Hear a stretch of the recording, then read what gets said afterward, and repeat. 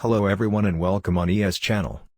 In this video we will understand ransomware, DearCry Ransomware and how it works. Also, I suggest arriving at the end because there are some recommendations to follow for protecting your systems. These videos are mainly aimed at knowledge sharing, a continuous update on issues and are an important opportunity for exchanging experiences among participating people. Many of you have been asking me for a lesson about the new malware, so I'm glad that I finally got it ready for you. There are my other videos that I suggest you see, and if you want you can subscribe my channel by clicking below. Ransomware is a type of malicious software designed to block access to a computer system and encrypts a victim's files. In fact, most ransomware variants encrypt the files on the affected computer, making them inaccessible, and demand a ransom payment to restore access. In the US alone, ransomware attacks cost organizations more than $7.5 billion in 2019. Research anticipates a business is attacked by a cybercriminal every 11 seconds, and damage costs from these attacks will hit around $20 billion by 2021. Multiple city governments, hospitals, and businesses have all been victims of ransomware attacks. Usually, a user tries to turn on his computer, but they can't interact in any way. The keyboard, mouse, and screen are locked. The only thing they can interact is ransomware.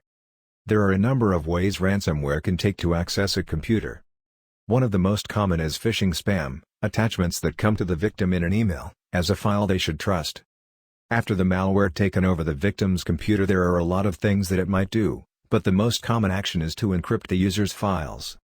The data can be anything: photos, videos, documents, emails, presentations.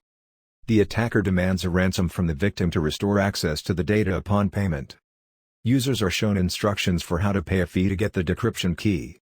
The costs can range from a few $100s to thousands, payable to cybercriminals in Bitcoin. Probably, the reason behind the functionality of ransomware is simple: most people don't back up their data regularly or don't back up data at all. Therefore, they'll be desperate to get it back and likely to pay the ransom. Some ransomware attacks have even been sent using social media messaging, or the attacker might pretend to be a law enforcement agency shutting down the victim's computer. There are also variations, in which the attacker threatens to publicize sensitive data on the victim's hard drive unless a ransom is paid. Some forms of this malicious software can replicate itself as a worm and infect other users on the network, damaging their files. But encryption ransomware is by far the most common type.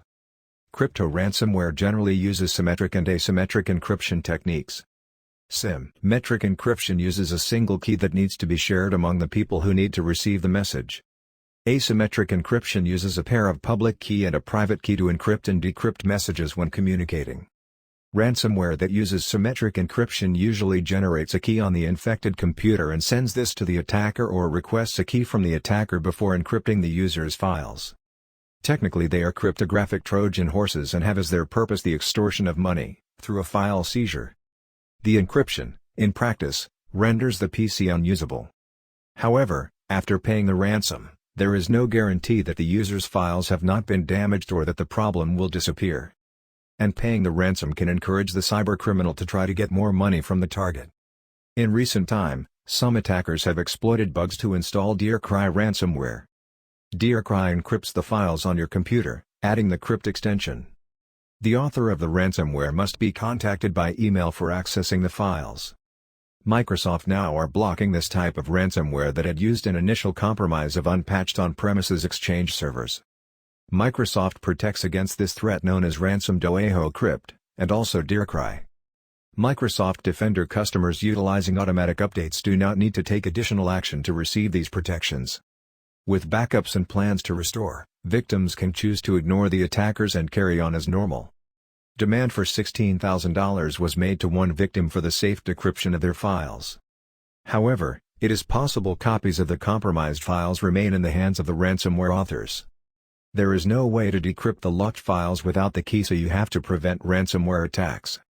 Keep backups so you can recover data affected by ransomware and destructive attacks. Keep all your systems up to date. Install newly released patches for your operating system. Don't use old versions of operating systems because their security is outdated, which makes them the most vulnerable to malware attacks. Keeping your systems and the software that runs on them up to date can help prevent a number of attacks. If system and software vulnerabilities have been patched by installing the latest updates, then the malware is denied these exploits and can install itself on the targeted systems. Educate users about protecting personal and business information in social media, filtering communication, identifying lures in spear phishing email, and other suspicious activity. Secure remote desktop gateway using multi-factor authentication. If you don't have a multi-factor authentication gateway, enable network-level authentication. Use antivirus and ransomware prevention services. Well, I hope this video has helped to make a few things clearer for you. If you have got any questions about ransomware, just pop them in the comments under this video. If you love this channel and you enjoy my lessons, then please make sure that you subscribe my channel. See you in the next video and thanks for watching ES channel. Bye.